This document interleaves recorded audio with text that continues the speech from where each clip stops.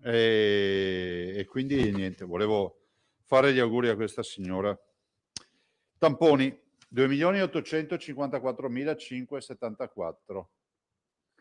Vi dico già che sono, i test rapidi sono 1.092.790.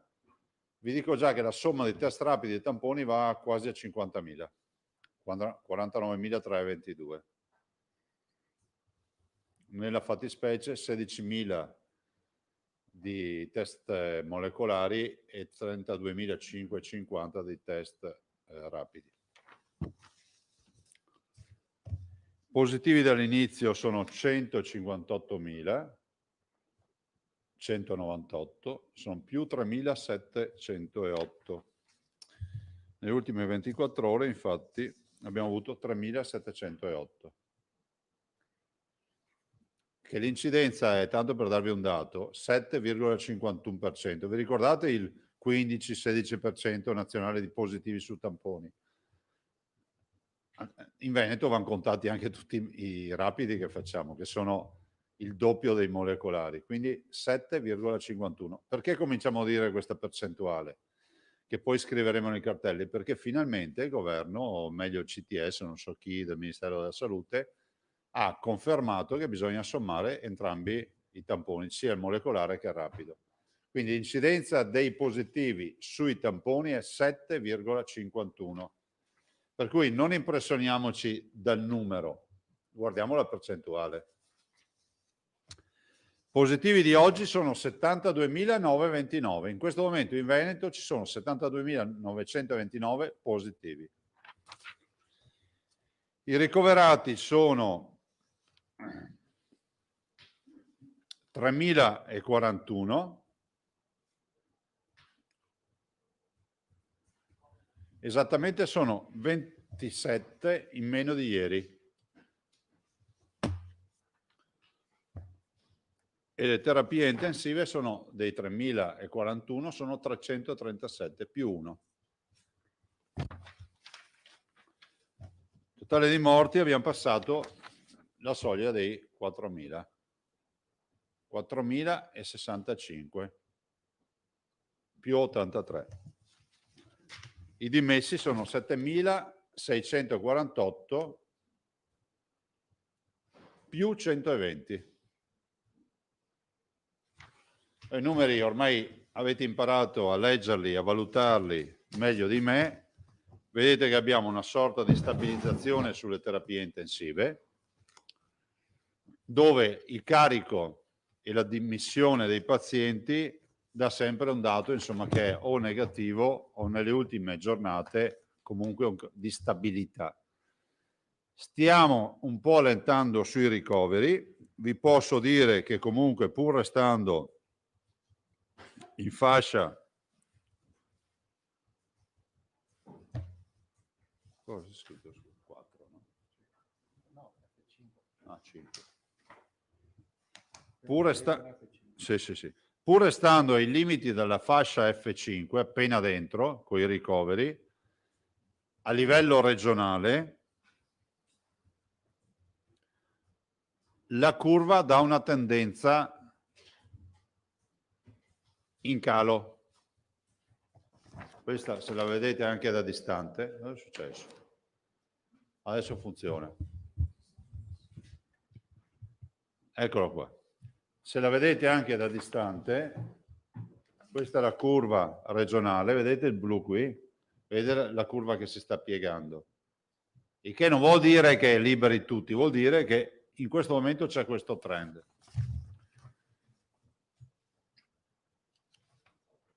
Andando nello specifico, piega su Belluno, piega su Padova,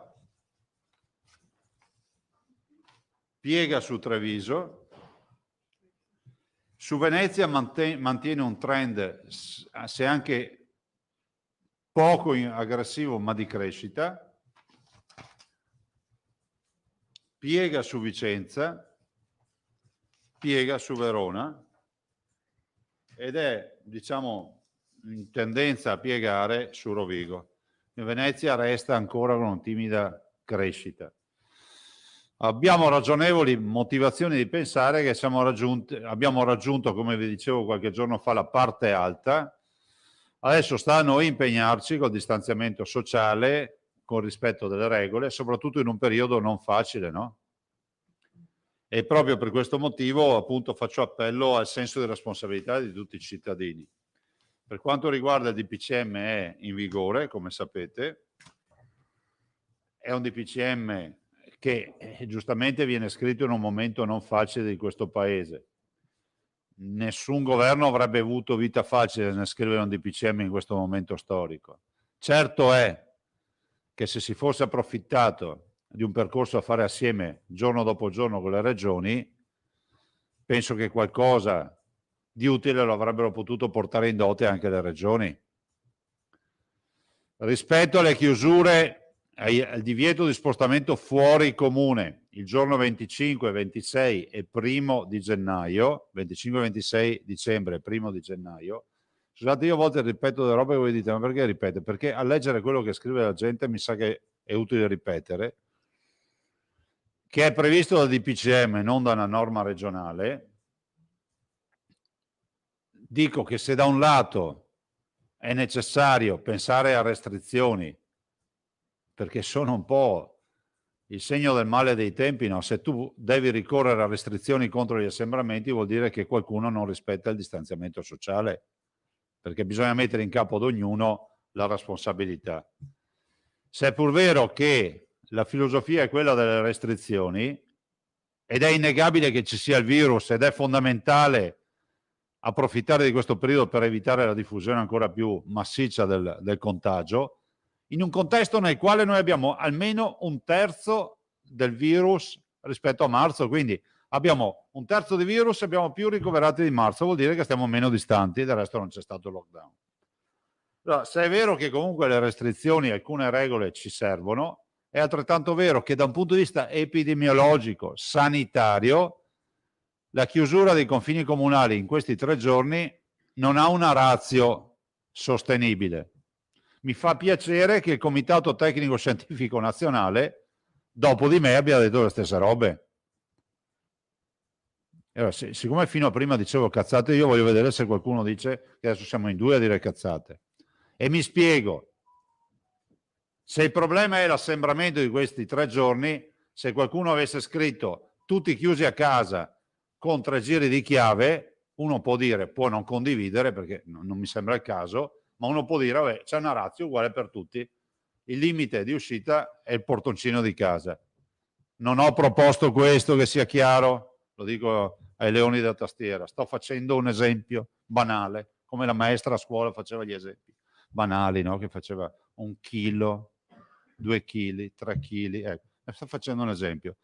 Sarebbe stata una norma uniforme. Dire oggi che da un punto di vista sanitario il rischio sanitario della chiusura di un comune di poche centinaia di abitanti o di 1000-2000 abitanti quei giorni sia uguale a quello della chiusura dei confini comunali di un comune di 3 milioni di abitanti come Roma, piuttosto 2 milioni come Milano, piuttosto che tanti capoluoghi di regione che vanno oltre i 200-300 mila e su abitanti, e vuol dire scientificamente una bestialità.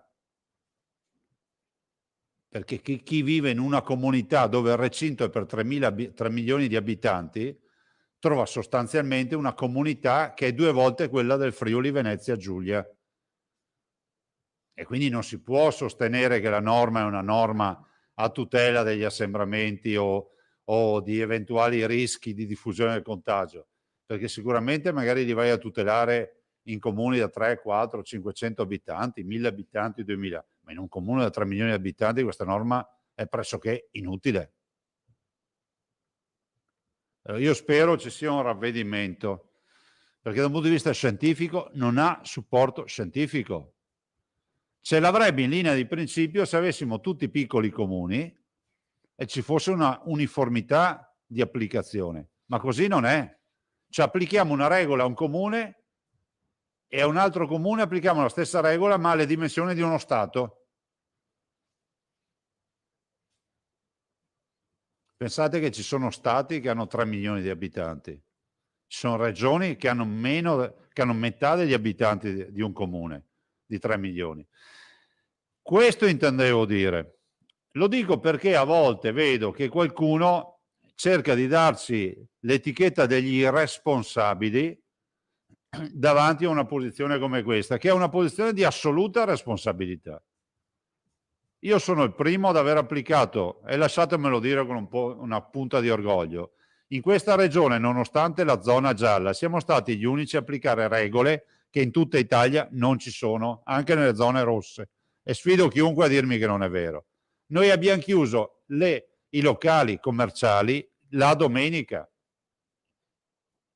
In nessuna parte d'Italia c'è. Abbiamo deciso di introdurre il principio secondo il quale le medie e le grandi strutture di vendita dovevano essere chiuse.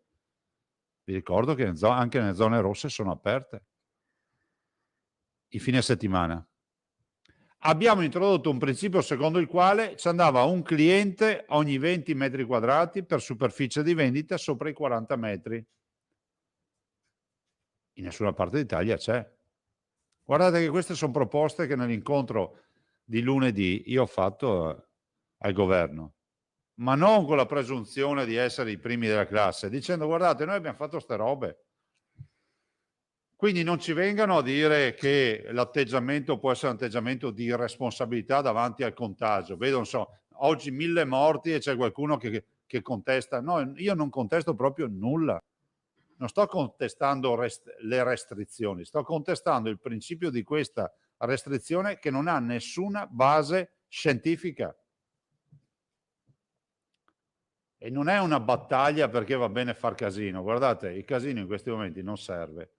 Però è pur vero che a consuntivo, se resta ferma sta norma, faccio un paio di domande. Quanti è che la rispetteranno? Non ditemi che non avete già avuto le mail piene nelle vostre redazioni di gente che vi dice io non la rispetto. E non è giusto non rispettare una norma, no? La legge va rispettata. E poi ancora, cosa penseranno quei cittadini dei piccoli comuni, anziani, chiusi in casa, quando vedranno in TV chi non avrà rispettato le regole? Sentite, resta tutto gli atti in questo mondo dove dove c'è connessione e c'è registrazione di tutto quello che diciamo, resta gli atti. Noi le avevamo dette queste robe. Spero veramente in un ravvedimento del governo. Non è vero che non si possa prendere in mano questa situazione. Alla luce anche di quello che dice il CTS, la regione è assolutamente Veneto, ma le regioni italiane, ma non parlo da presidente di regione perché il collega Bonaccini è il presidente, ma dico in base al documento che abbiamo presentato, e lì c'è scritto, ma comunque per quanto riguarda il Veneto garantirà la leale collaborazione istituzionale al governo, fino in fondo. E su questa norma potremmo anche avanzare delle idee, che non anticipo, perché penso che sia corretto che il governo debba avere a disposizione i tempi per, come si può dire, elaborare un'eventuale soluzione. Qui non c'è la questione di essere i primi della classe, ma la questione è molto diversa. Dobbiamo riparare qualcosa che comunque è nata dalla parte sbagliata. È vero che il governo lunedì ci ha detto dovremmo pensare a restrizioni comunali. È assolutamente vero, ma non sono stati spiegati i termini. Cioè, perché se la restrizione comunale è relativa ad alcune attività piuttosto che, no, adesso non ve lo so dire, ma da qui a dire che noi abbiamo condiviso questa modalità di applicazione della restrizione comunale non c'è mai stata presentata, se non quando l'abbiamo vista scritta direttamente nel decreto che tutti noi, voi compresi, abbiamo visto con sorpresa. A me interessa dire che non vogliamo fare nessuna polemica, però è giusto, no, ve lo dico non perché va di moda dire così, è giusto però che sia chiara la posizione, perché non posso accettare che ci sia qualcuno che possa pensare che la posizione sia stata avallata senza se e senza ma. Tutte le regioni italiane con firma del presidente Bonaccini hanno detto esattamente quello che vi ho detto io questa sera, oggi. Tutto qua. Dopodiché ci sono misure assolutamente utili in questo provvedimento. Penso ad esempio alle chiusure dei centri commerciali, penso ad esempio al prolungamento fino alle 21 dei negozi, che ci permette, se anche noi consumatori abbiamo un po', come si può dire, di buonsenso, di diluire la nostra presenza nelle fasce orarie, e ancora la possibilità di fare un ragionamento sulla scuola, ben venga. Cioè, non sto assolutamente dicendo che il provvedimento è tutto da gettare, ma la parte, credetemi, di queste 3 giornate è una parte, allora, da un punto di vista sanitario non giustificabile, da un punto di vista di altre motivazioni ce le spiegheranno, fermo restando che ci resta un problema sociale non irrilevante, che è quello degli anziani e dei ricongiungimenti. Guardate, ho letto una mail che mi ha lasciato un po' così perplesso. È stato detto: ma vi occupate solo adesso degli anziani a Natale? Cioè, questo è qualunquismo allo stato puro. Degli anziani ci preoccupiamo tutti, è da mesi che stiamo andando avanti con la partita dell'RSA e quant'altro, e io penso che sia un fatto assolutamente di civiltà porre la questione, e l'anziano, che sia chiaro, non viene sbandierato in questo momento, come dice qualcuno, per avere la scusa per uscire dal confine comunale, perché sarebbe veramente indecoroso che si utilizzassero la scusa dei ricongiungimenti familiari per dire: così me ne vado a zonzo dove voglio. Io penso invece che il problema sia reale. Da noi stavano scrivendo un sacco di nonni e nonne che dicono: ma che senso ha? Che senso ha tutta questa cosa? Ovvio è, ed ho chiuso, che se c'è una categoria a rischio sono proprio i nonni e le nonne. La loro messa in sicurezza viene prima di tutto. È innegabile che per loro il ritrovarsi con i familiari possa rappresentare un minimo elemento di rischio, soprattutto se non si rispettano le regole. Ma che da qui si dica che la chiusura del confine è una garanzia, decisamente no, perché in una città di 3 milioni di abitanti tu non risolvi assolutamente il problema, perché la probabilità che tutti abitino in contesti nei quali tu puoi girovagare e fare pranzi, mega pranzi di Natale con congiunti e amici è elevatissima, perché in un recinto da 3 milioni di abitanti, dove ci stanno 2 regioni, Friuli, Venezia e Giulia, o mezzo Veneto, tu hai possibilità di garantire a tutti i pranzi e fare di tutto. Tutto qua. Non è una battaglia di bandiera, questo voglio dirvi. È una battaglia di civiltà, che è una roba diversa. Se avete domande, ragazzi. Allora, parola ai giornalisti. Si è prenotata per prima Silvia Moscati, poi Angela Pederiva, Ilaria Marchiori, Salmaso, Vabbè, intanto iniziamo. Giacomuzzo, e si può partire. Moscati. Sì, buongiorno Presidente. Buongiorno. Sì, per prima cosa volevo portare a sua conoscenza e poi sentire se ci sono dei dati analoghi di un caso che è successo qualche giorno fa di una persona che ha avuto un malore, diciamo, un intercostale molto forte, per cui la moglie si è preoccupata, ha chiamato l'ambulanza ed è stata portata al Cafoncello. E sono stati fatti subito un tampone, ovviamente rapido, e che è risultato negativo. Dopodiché, fatti tutti gli esami, eccetera, eccetera, è stato fatto un secondo tampone. Tutti gli esami non hanno riscontrato nessuna anomalia di nessun tipo, anche un attacco, niente.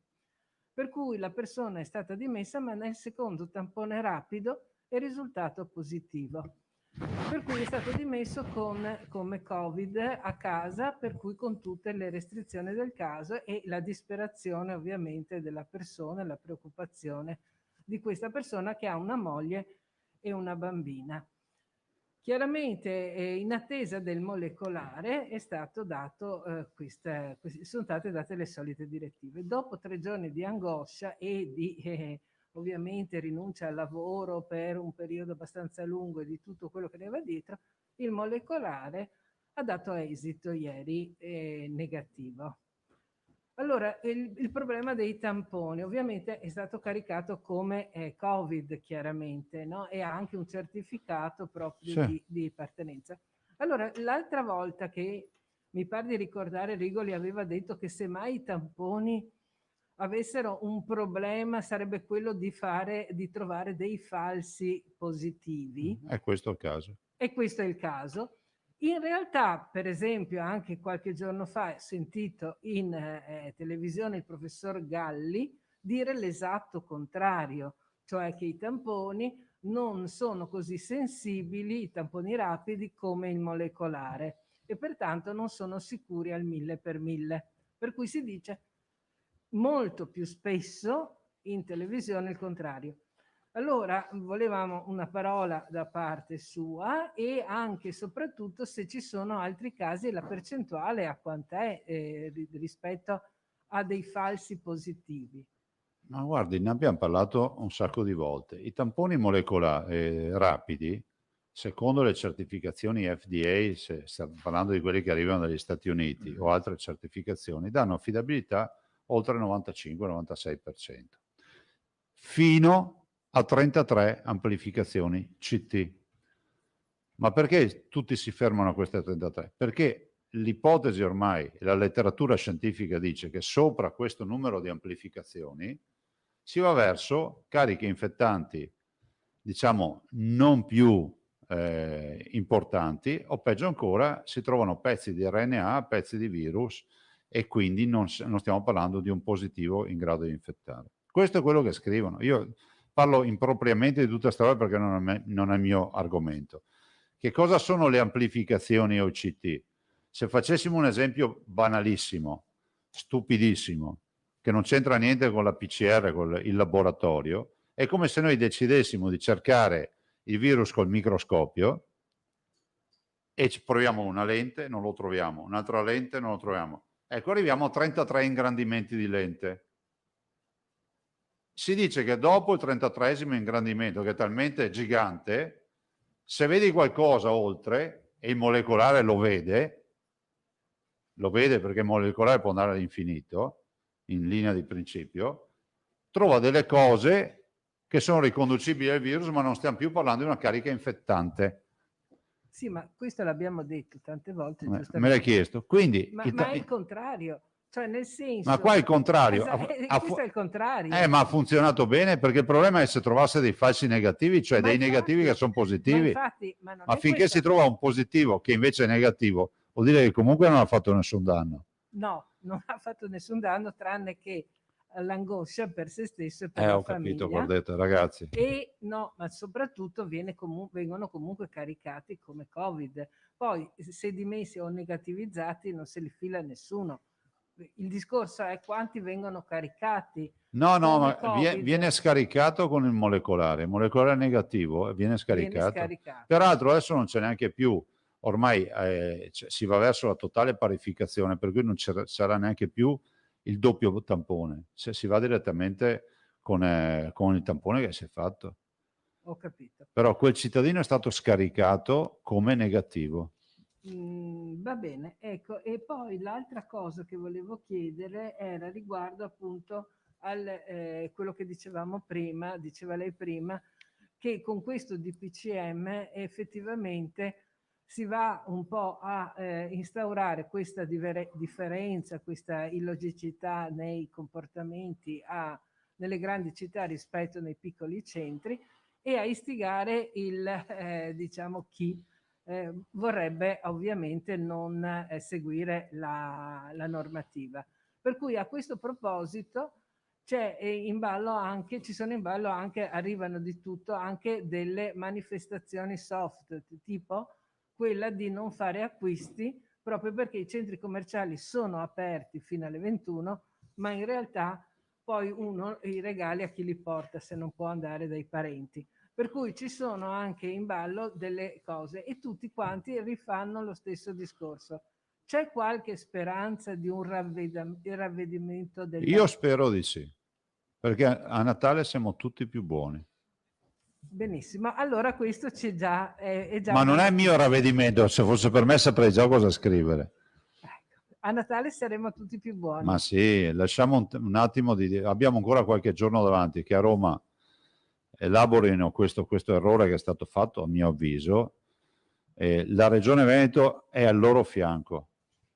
Cioè, noi non vogliamo essere dall'altra parte della barricata, però dobbiamo trovare una soluzione. Benissimo, Ieri grazie. cosa volete? Poi si è aggiunto anche queste dichiarazioni. Il ministro Azzolina, capo di gabinetto di Boccia, ci è venuto fuori un po' una giornata campale. Però Angela insomma, dai, giriamo pagina e cerchiamo di trovare una soluzione. Grazie.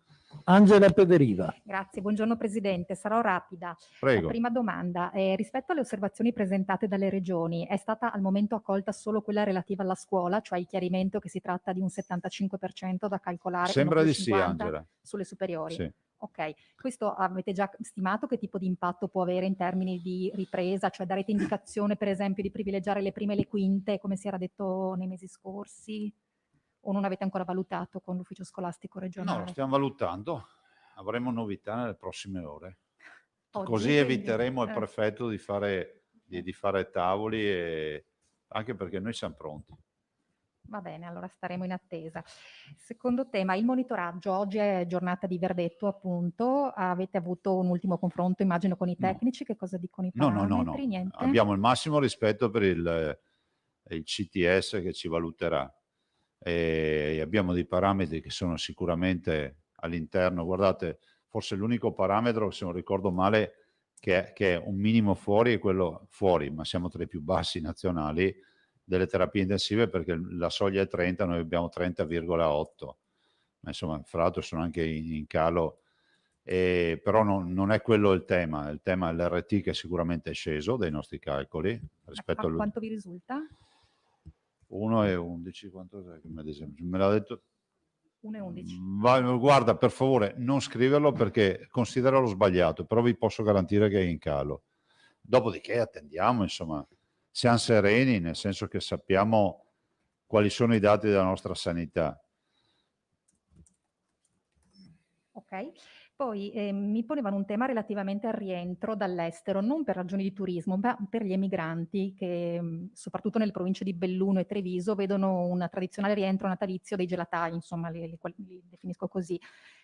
Vorrebbero capire se devono sottoporsi a quarantena. So che è DPCM, non è ordinanza regionale, ma magari avete avuto un No, confronto dipende dai tecnico. paesi. Dalla Germania no, non c'è. Quarantena? È dubbia l'interpretazione. La per questo verificheremo chiedevo. allora, perché anche qui siamo in due, con due versioni, per cui verifica. Per quello.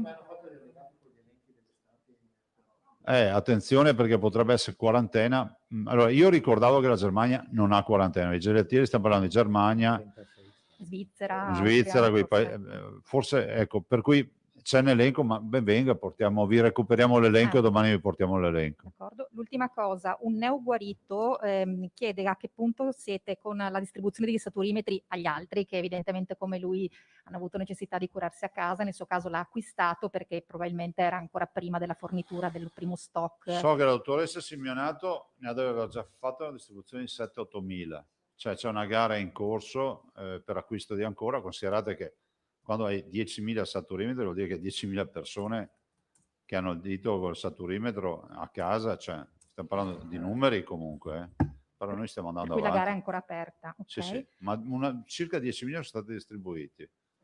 E l'ultimissima domanda che poneva sempre questo neoguarito è se avete ricevuto indicazioni rispetto alla vaccinazione anti-Covid dei guariti, appunto dei negativizzati, perché si era sparsa la voce. Noi siamo convinti che si debba fare. Che si debba fare, sì. Quindi. Okay, ma penso che sia comunque, diventerà opinione e piano di sanità pubblica, almeno per il Veneto sì. Da noi, se ci sarà questa libertà decisionale, spero proprio di sì, i guariti vanno vaccinati.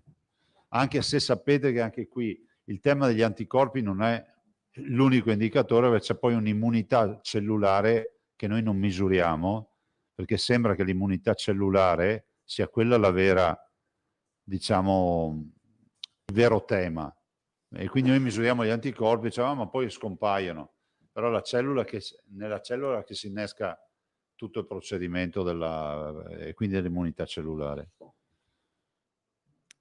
E tocca allora a Ilaria Marchiori. Sì, buongiorno Presidente. Ciao. Allora, due cose. Lei ha detto che spera in un ravvedimento da qui, insomma, alle prossime settimane. Ha intenzione, come Presidente, magari insieme anche ad altri, nel frattempo di continuare a discutere della cosa, portando le motivazioni, eccetera, o da qui si aspetta solamente che il governo si ravveda? E poi, lei prima ha detto io saprei cosa scrivere. Cosa scriverebbe? No, penso che non sia in questa fase, è giusto rispettare il ruolo che ha il legislatore, che ha fatto un suo provvedimento. Se riterranno, penso che le regioni sono assolutamente a disposizione per fare una proposta. Io penso che facciamo passare qualche ora, qualche giorno, ci sarà pure un incontro prima della prossima settimana o all'inizio della prossima settimana, parleremo e lì vedremo di trovare una soluzione. Stiamo parlando del 25, per cui abbiamo margine per convincerli a modificare, se vogliono. Se non vogliono, a quel punto diventa un totem, no? Però lei quando parla sembra ottimista, come se già sapesse che c'è una possibilità. Ma io ce l'ho in mente. E può dircela? No. No, perché il provvedimento non è mio. Per un fatto proprio di rispetto non voglio far casino, nel senso che è giusto che ci ragionino. Ma bisogna che sia una soluzione giuridica comunque, perché di mezzo c'è un decreto legge, che non è poca roba, è una legge per 60 giorni, che andrà a perdere ovviamente, perché poi non ha più senso di esistere. Ok, e quando lei ha detto io saprei cosa scrivere, cosa scriverebbe? Sai, per la terza volta mi fai la stessa domanda, io per la terza volta ti dico che non so. Va bene, cambiamo argomento. Allora, ci sono arrivate tantissime segnalazioni da molti anziani, non solo ultra sessantenni, ma anche 75enni, ma veramente molte, di mancanza di vaccino antinfluenzale. Chiedono risposte perché i medici dicono che non arriva e vorrebbero capire perché Dopo siamo vi diamo anche... l'aggiornamento con l'assessore. Ok, perfetto, grazie. Dicendo che il vaccino se non c'è perché non c'è sul mercato, cioè non è che c'è qualcuno che ce l'ha e noi non ce l'abbiamo, siamo stati i primi a comprarlo. Va bene, grazie. Tocca ad Albino Salmaso. Presidente, appunto, non vorrei essere irriverente, ma purtroppo il tema, lei non può, come dire, aspettare che i giornalisti si fermino di fronte a... Certo, è il vostro mestiere. Ecco, il nostro mestiere è tentare di capire non cosa lei scriverà nel biglietto d'auguri di Natale, però, insomma, lei sta indicando una strada che probabilmente è molto importante, perché essendo lei, come dire, uno degli esponenti più autorevoli della conferenza delle regioni, mi pare evidente che il suo parere pesa e conta. Mi pare che poi lei non sia questa volta da sola, lei ha messo il dito nella piaga perché ha capito che gli anziani da casa sono un problema sociale da gestire e quindi è probabile che dentro il governo ci sia un ravvedimento, anche se oggi il ministro Speranza faceva capire che non è molto semplice tornare indietro. Lei ha indicato giustamente l'ostacolo del decreto legge che viene convertito in 60 giorni, è probabile che vada in Parlamento dopo il periodo natalizio e quindi la discussione rischia di essere del tutto pleonastica e del tutto ininfluente. Però mi pare che lei non sia solo, cioè c'è un paio di ministri che la pensano come lei, stando alle dichiarazioni di stampa. Sì, ma non è una battaglia politica. No, sono d'accordo. No, ci terrei a dire questo, guarda, ti ringrazio per averlo detto. Sì, no, c'è il CTS che ci dà ragione. Appunto. Ma senta, nei provvedimenti, certo, anche a noi è capitato di sbagliare, no? Chiaro. E con umiltà cosa abbiamo fatto? Siamo venuti il giorno dopo e dico, guardate ragazzi, c'è un'aggiunta. Io direi che, come si dice in Veneto, si prendono più mosche col miele che con l'aceto. Bene, quindi bisogna usare il... Perfetto. Se abbiamo capito. Abbiamo capito. Anche perché ha qualche notizia su quello che potrebbe fare la provincia di Bolzano sfruttando l'autonomia speciale, perché girano strane voci sul fatto che possano aprire in totale autonomia gli alberghi ospitando i turisti che arrivano da fuori fuori. paese. Sì. Non te lo so dire. Questa non c'è nulla. Non te lo so dire. È altra tragedia che sta vivendo la montagna. Certo. Anche qui non è che devo andare a lasciare, come dice qualcuno, o altre menate del genere. Cioè, stiamo parlando di sopravvivenza delle valli, delle comunità. È una grossa tragedia quella della montagna. Spero che arrivino i ristori perché sono messi molto male. Se posso fare le altre domande, ieri c'è stato un incontro tra le associazioni sindacali dei medici. Lei penso abbia ricevuto, lei e la dottoressa e l'assessore Lanzarin, la lettera che i sindacati ANAO, CIMO e anche i sindacati dei veterinari le hanno inviato per quanto riguarda appunto il piano di sospensione delle attività ordinarie. La delibera del 6 novembre. Sì. Ecco, mi pare di capire che loro fanno delle osservazioni sull'utilizzo delle terapie intensive e sul blocco delle prestazioni ambulatoriali e fanno, come dire, questo ragionamento. Dicono: noi siamo disponibili a lavorare anche al pomeriggio e anche al sabato. Lei è stato il primo in Italia, forse l'unico, a tenere aperti gli ospedali. No, anche gli unici di notte. siamo stati. Ecco, mi ricordo che il presidente Napolitano aveva rodato questo suo orientamento. Ecco, si può fare qualcosa di simile, perché stando a quello che dicono le 6 associazioni sindacali, cioè bloccare tutta l'attività ordinaria fino ad aprile è un problema serio per quanto riguarda le liste di attesa. Insomma, adesso allora, io gliela butto lì, mi sono permesso no, di ma fare guarda, questa io domanda. penso che sia legittimo da parte loro porre una questione, che è una questione peraltro che riguarda dei professionisti. Di questa questione peraltro noi ne stiamo discutendo da almeno una decina di giorni e ne abbiamo parlato anche qui, lo voglio dire perché non sembri una risposta di circostanza. Vi ricordate quando abbiamo parlato, Ilaria forse aveva tirato fuori, della signora, ti non te ne ricordi più, ma mi ricordo, della signora di Bassano che diceva che non riusciva a fare la visita ginecologica incinta. Sì, ne avevamo parlato. E vi ho detto, guardate, la stiamo approfondendo sta roba. Sì. E vi ho anche detto, guardate, che all'inizio siamo partiti per dare anche un segnale di perequazione, per non creare il canale di chi ha i soldi può curarsi durante un periodo di restrizioni dura come questa, o peggio ancora di sottrarre ore di lavoro, la dico così, senza aprire nessun, magari un'attività ordinaria, per passare a un'attività straordinaria in libera professione.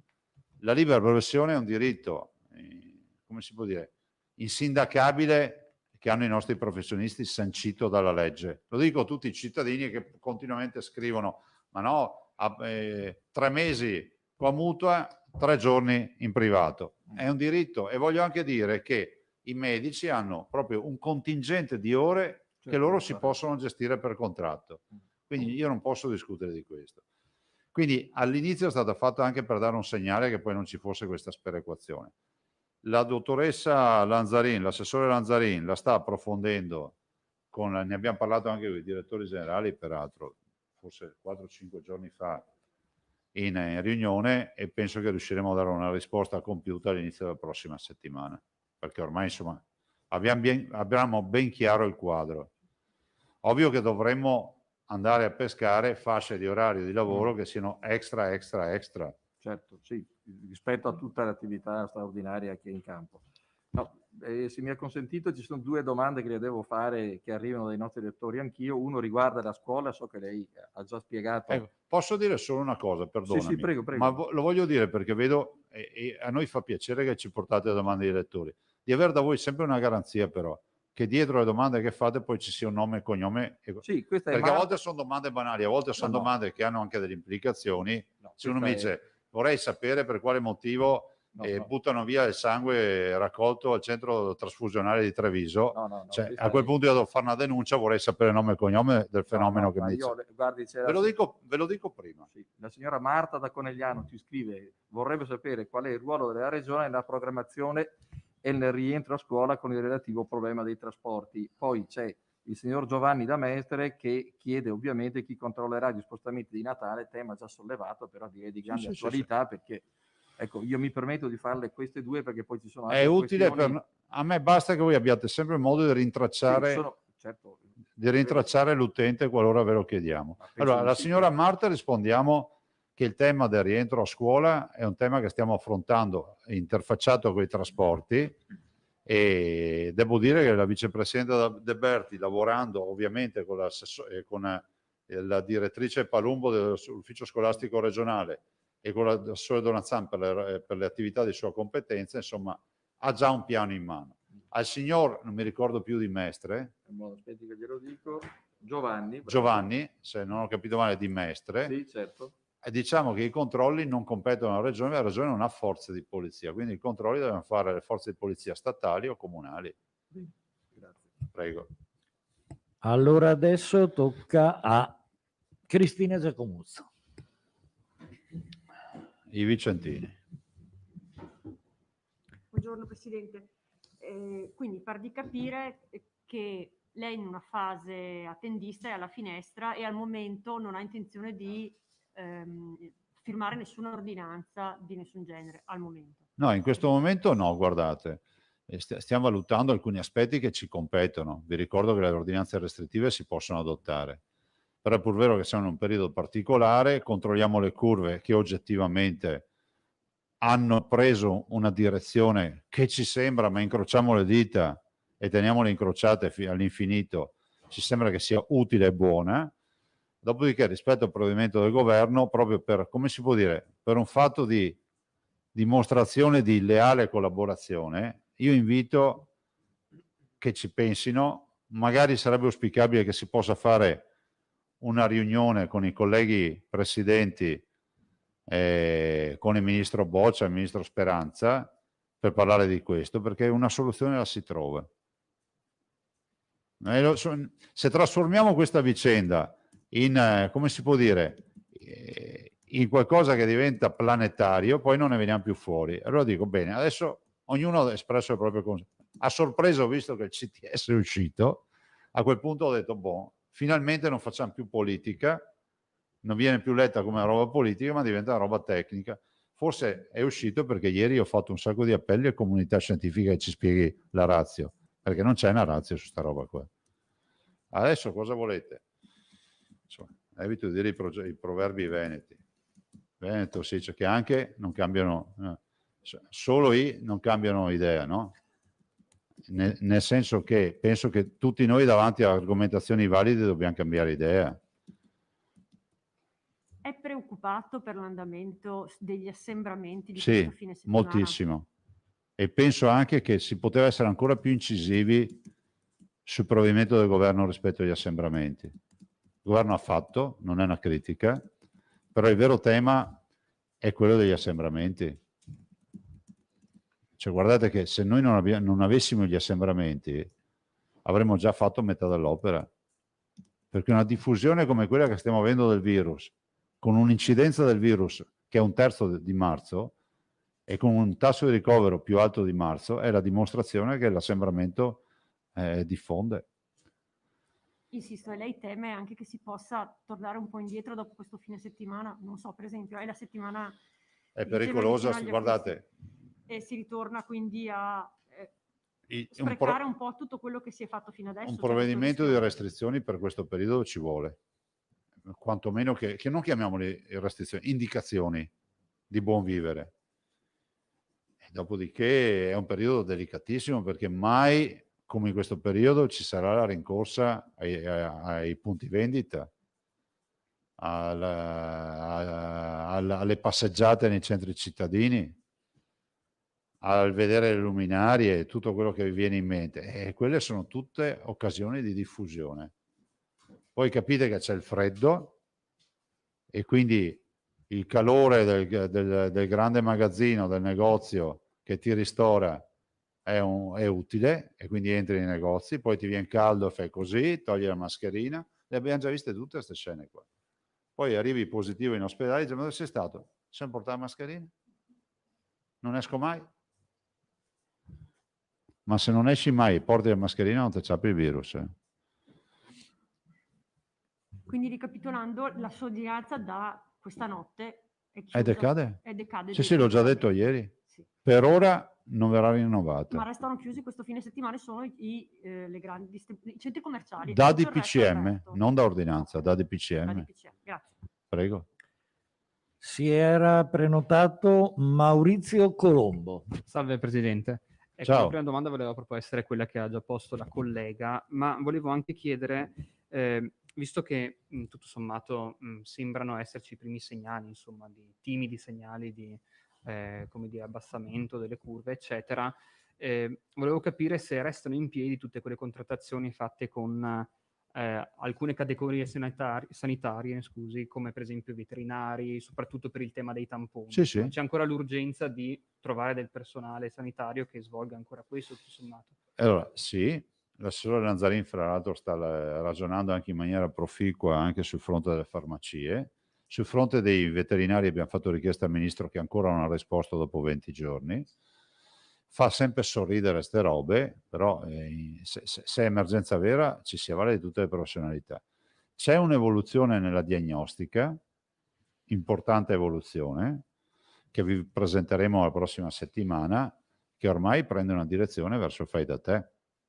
Quindi io immagino che lo scenario che avete oggi di diagnostica, piaccia o non piaccia agli esperti, va in un'altra direzione, perché le multinazionali sforneranno strumenti diagnostici tutti sul fronte del fai da te. Cioè voi pensate solo questo DPCM se fosse stato gestito con un dispositivo fai da te. Cioè, è un altro mondo anche nel scrivere le leggi, tutto.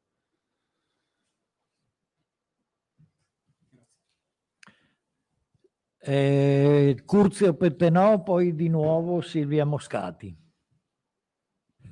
Presidente, buongiorno. Ciao. Una domanda rispetto alla scuola. Nel DPCM sono previste queste tavoli di trattative che dovrebbero gestire i prefetti con i vari responsabili, regione, scuola, eccetera, eccetera, e anche poi le società dei trasporti.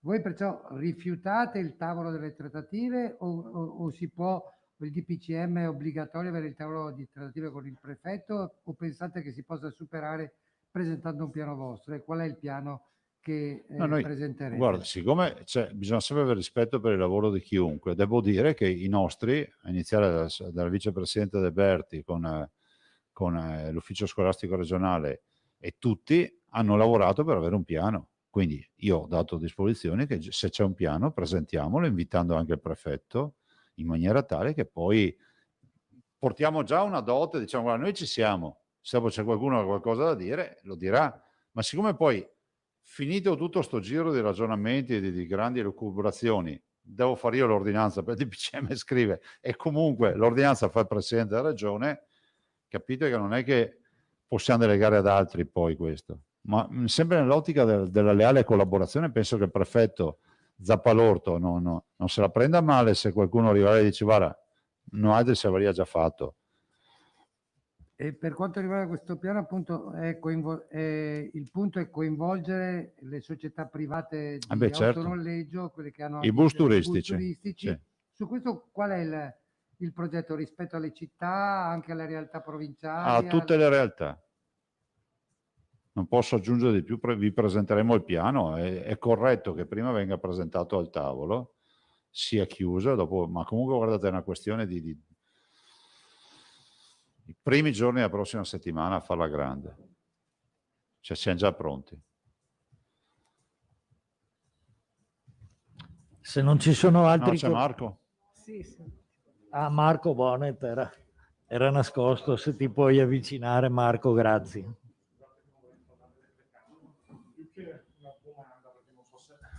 Sì, Presidente, più che una domanda, se sa rispondere meglio, la facciamo qui, però magari se no lo fanno gli uffici.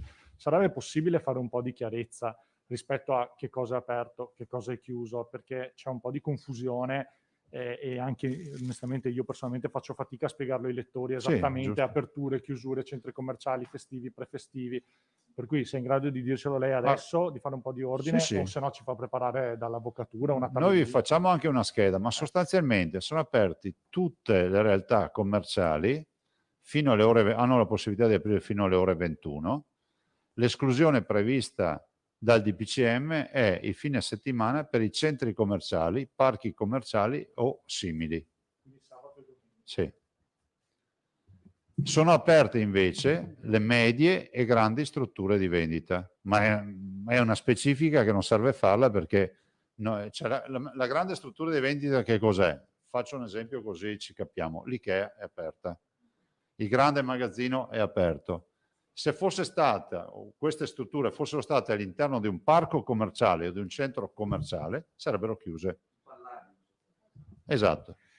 Scusi, mi riallaccio un secondo. I prefestivi invece, tipo la vigilia di Natale nel centro commerciale? C'è scritto festivi e prefestivi, per cui noi ne deduciamo che i prefestivi abbiano questa classificazione. Ok, quindi centri commerciali parchi commerciali aperti simili. tutta la settimana tranne il sabato e la domenica, negozi, medie e grandi strutture di Tutto vendita aperto. tutti i giorni fino alle 21, sì. Bar e ristoranti fino alle ore 18, bar e ristoranti fino alle ore 18 e sabato e domenica aperti fino alle ore 18, sempre se restiamo in zona gialla, perché poi scatta la chiusura dei bar e dei ristoranti se si passa di zona, ma riguarda solo i bar e i ristoranti.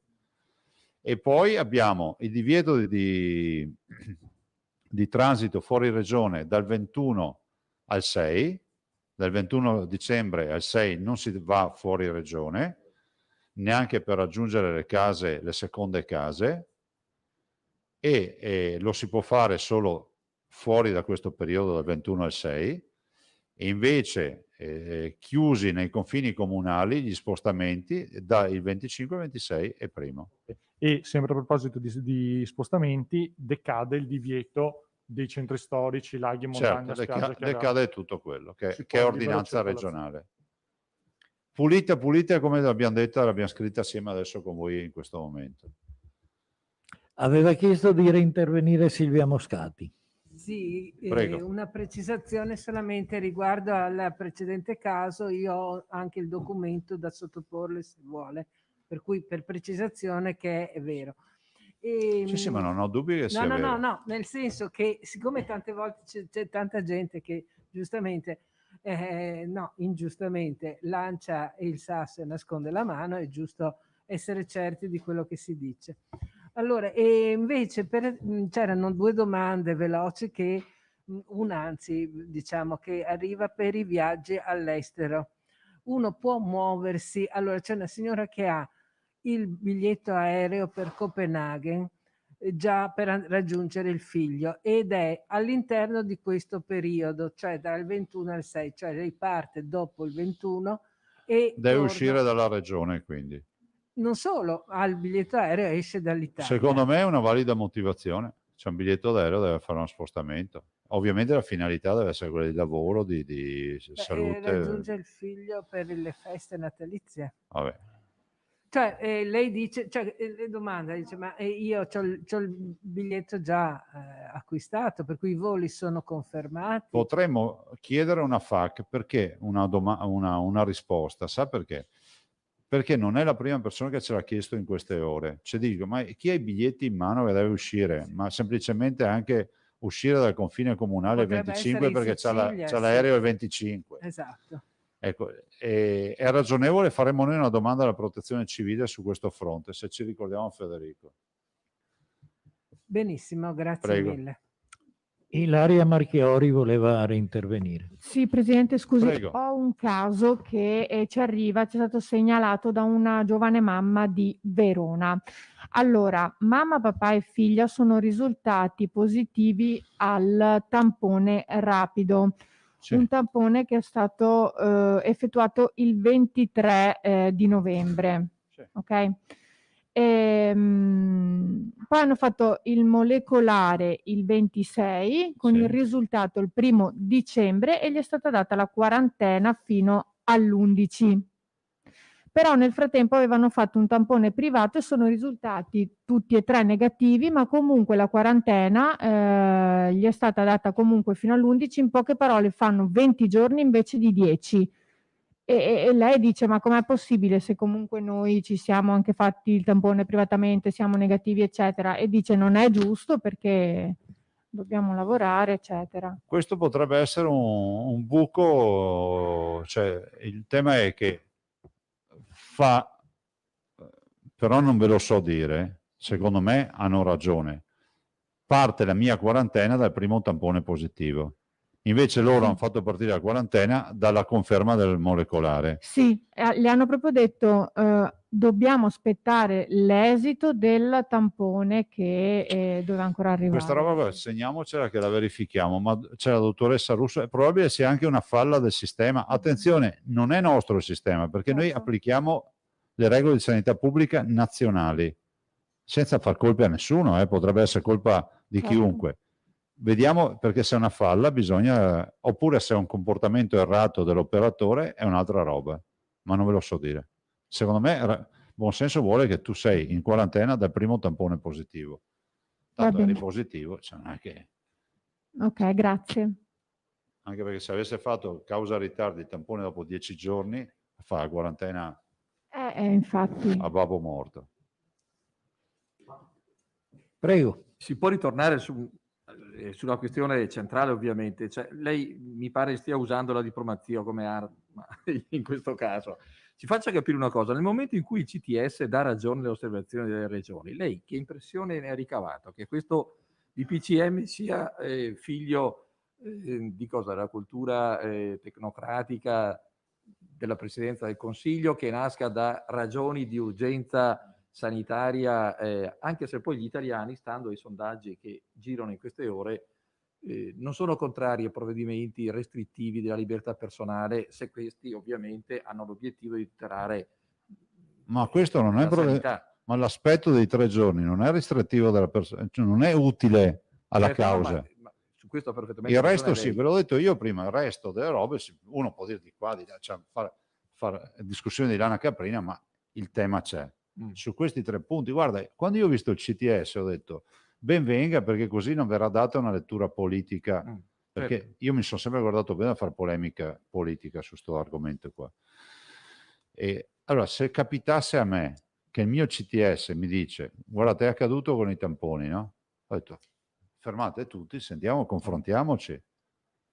Cioè, il CTS o è, come si può dire, il cenacolo del sapere, certo. ed è del nostro faro che indica la via dal punto di vista scientifico, o non lo è.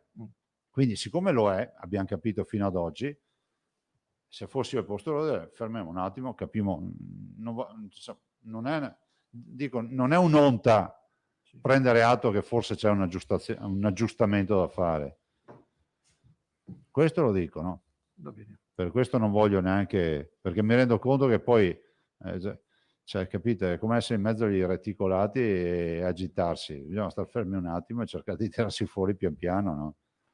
Ecco, l'ultima cosa, se mi è consentito, ieri sera la RAI ha fatto vedere alcune immagini da Legnago, se non l'ho visto male, con alcuni ricoveri in un ospedale montato da tenda. Ecco, quella è un'emergenza del tutto straordinaria nelle nostre strutture. Ci può spiegare?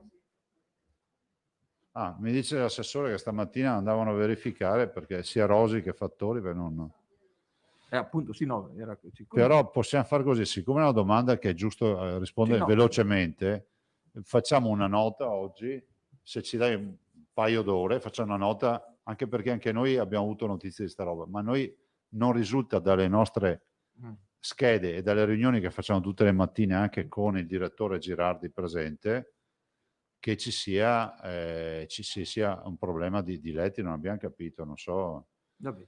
D'accordo, aspettiamo. Se vuoi parlare direttamente con Girardi, ti diamo il contatto e ci parli direttamente, come preferisci te. Vediamo se la cosa rientra nei nostri programmi di lavoro, essendo Legnago vicino alla Bassa Padovana, era un po' questo il tema che ci interessava. Grazie. Cristina Giacomuzzo, poi Ilaria Marchiori. Presidente, questa nota del CTS, lei ce l'ha? No, io ho letto delle dichiarazioni, come le avete lette voi forse. Era ieri sul giornale. Era ieri, ecco. Presidente, scusi, è appena uscita un'ANSA in cui si legge che la Svizzera ha aggiornato la sua lista rossa e in questa lista rossa sono state introdotte 3 regioni, Veneto, Friuli ed Emilia. Vabbè, fanno a singhiozzo. È singhiozzante. Vabbè, mi sembra che la Svizzera abbia finito tutte le terapie intensive, se non sbaglio. In Svizzera sei 88